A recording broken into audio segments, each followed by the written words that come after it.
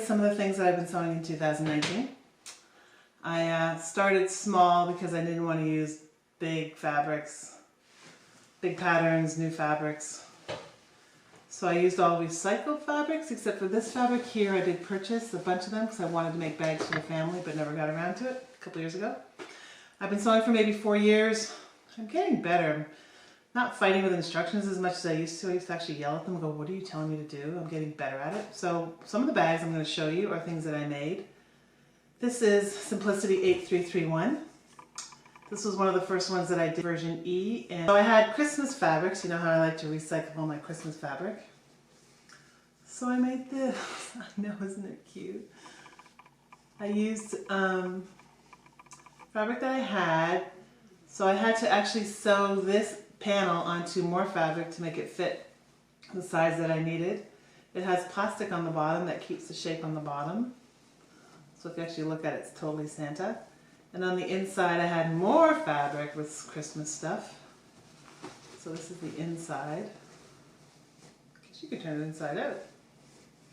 Has a little pocket. Has a little flap here that goes on the button that I put there. So that's the inside. I actually like that too. And then put it back on the outside. If you're learning to sew, start small and use fabric that you have, or cut things apart, sheets and things like that, and make the mistakes, because when you make that mistake, when I made my first buttonhole, I'm like, okay, I know what I did wrong. You have to measure the button actually so that it fits in. So that's one of them. And then the other one was this one. It turned out to be a good bag. I actually use it for when I'm traveling and things. It has handles. It has Velcro. Really good Velcro that you could put the handles together and carry it. It has Velcro here. And it has a strap that goes over your shoulder. So the inside was fabric again that I had. It's not the greatest. Looks like I was learning how to serge here. That looks like serging to me. I think what happened was I didn't have enough fabric for the panel, so I put two pieces together to make enough fabric. And it feels like there's a cotton in between the front and back panels. So that's the inside. This is my bag. So these are my first two bags that I made. I made them 3 years ago or so, and I still use them. I'm having fun with them. With the little bag, Christmas things, I'll put clementines in it around work, put on my Christmas capelet, and go around and wish everyone a Merry Christmas and a Healthy New Year by giving them a clementine instead of a chocolate. I know. Then, Simplicity, this bag right here, D, is my first bag out of this fabric. I've used this all summer actually. I love it. Fits over your shoulder. It's two-sided. I made it reversible so I could wear it either side, which I've done. And I just throw my purse in it, my little wallet in it, and I don't have a lot in my purse, so I just throw my wallet and whatever else, my keys, and I go. Maybe my lunch. So that was Simplicity 5508, the bag. I've actually made the pants as well, which are wrap pants. They're really fun. I've made 2 pairs. My sister's made 2 pairs. We use them when we travel. It wraps around the front and it wraps around the back, so the whole side when you're walking. If you're young and have beautiful legs, but if you're young and tall and have beautiful legs and your leg kind of pulls out of the opening on the sides, it's very pretty. It's a pretty pair of pants. So this is my bag. Bag number 3. And because I bought so much of this fabric, I maybe bought fabric 4 times in my life. Like actual went to a fabric store and bought fabric. Otherwise I get them secondhand. This is, I bought maybe 5 yards thinking I'd make everyone, because I could make a bag, I went, I'm going to make everyone a bag for Christmas. It never came to happen. So that's that bag from Simplicity 5508. And then the next one is Simplicity 2551. This is just recent. I've made this bag and this bag. So that's this bag. This bag has two different fabrics, but I kept it with the one fabric. Which is cute. I'm getting better at the bags. Like even my seams along here are starting to be cleaner. I understand the inside facing and then you flip it out. It's like a pocket bag. There's two pockets in here which are pretty cool and they're pretty deep. Get my whole hand in there, which is fun. It's a cute little bag. Has a roundish bottom. There was also this little pocket book, or I guess a little bag, a little handbag. I'm not quite ready for this because it didn't. This is it, but the zipper's off center.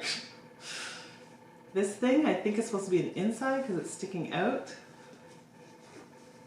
I did get a zipper on it though.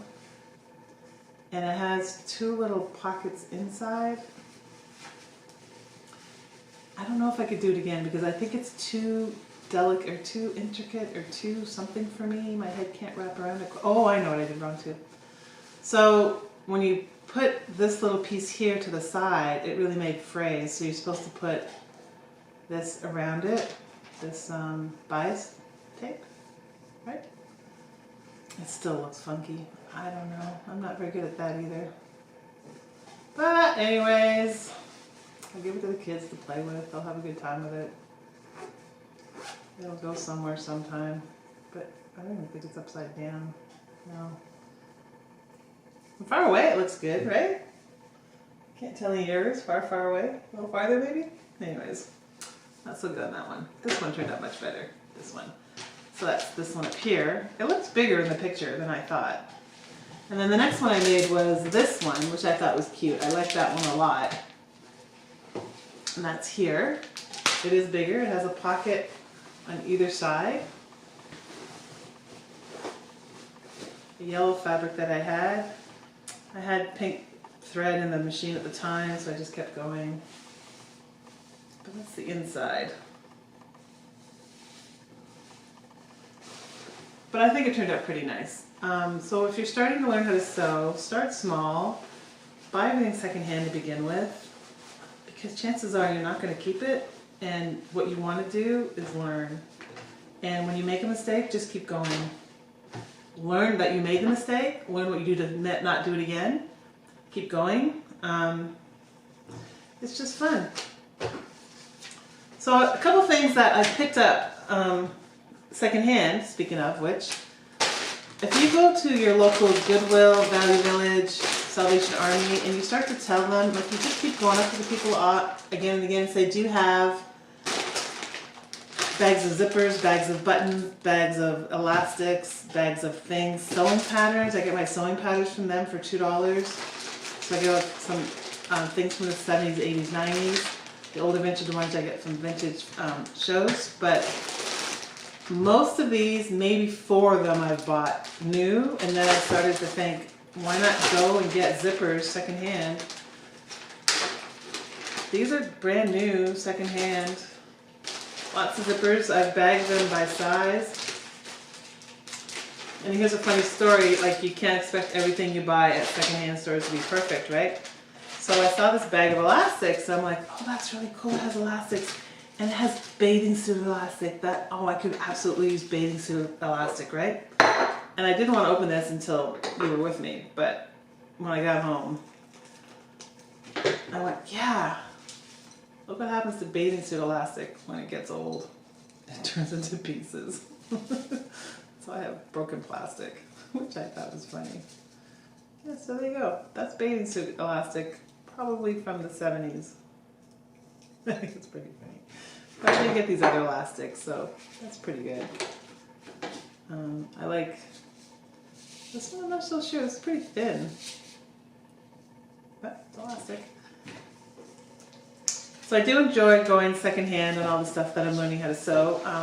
One thing I did get at Value, no, what was it? Salvation Army. Now, when we talk about this bag, it's a beautiful bag that has brown fabric with black embroidery or dark brown embroidery. It's a purse. It opens up, it closes, and when I saw this in a secondhand store for an auction, nobody was bidding on it. And I don't want that bag to get thrown out because it needs the respect it deserves for the animals that, you know, were sacrificed for it. I love this. I cherish this bag because it's a muff. I mean, it's a brown, I don't even know what kind of fur it is. I don't know if it's ferret or beaver or mink. I don't know my furs. But if you put your hands in here, you see it's a muff. I got it, it's beautiful. The bag itself is gorgeous.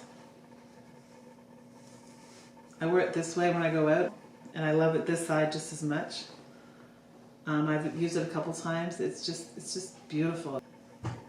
So this muff is one of my prized possessions. I truly love it. And when I was at a vintage show, a woman actually came up to me and asked if it was for sale. And I'm like, no, I love it too much. It's too special.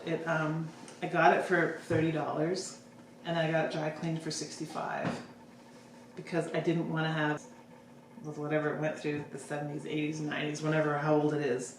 So I got it dry cleaned properly, and it's one of my cherished items. So that's my story about the things that I've purchased at secondhand stores and what I've been sewing lately.